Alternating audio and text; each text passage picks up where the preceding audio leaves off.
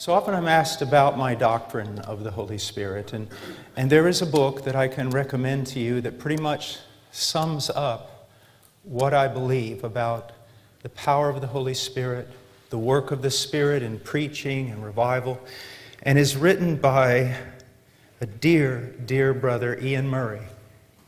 And I was 27 years old, I think, and a missionary with almost nothing, and I had come back to the States for a rest. I think I had a pair of blue jeans and a t-shirt to my name, and someone pulled me into a conference. And I had just recently discovered the doctrines of grace. I knew really no one who ran in those circles, and they told me some fellow by the name of Ian Murray was going to give lectures. And I actually sat under the lectures that became the lectures that eventually formed this book, Pentecost Today.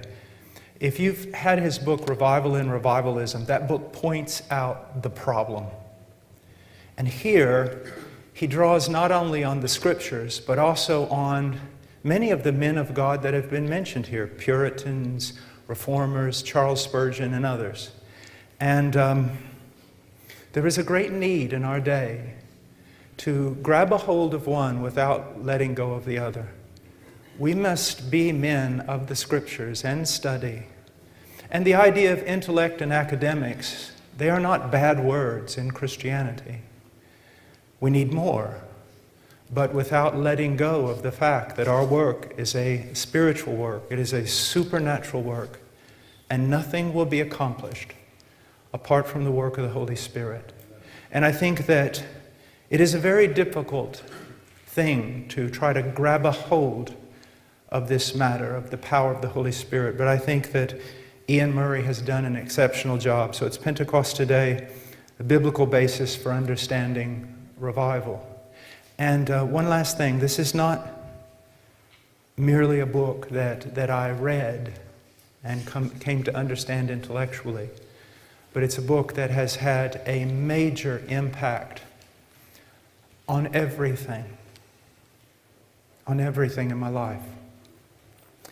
Some people sometimes have actually come up to me and said, I don't understand. And I said, what? They said, you're really not that good of a preacher.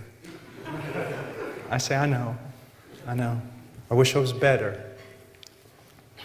I've been listening to Steve Lawson a lot. And so I'm working on it. But they said, well then how?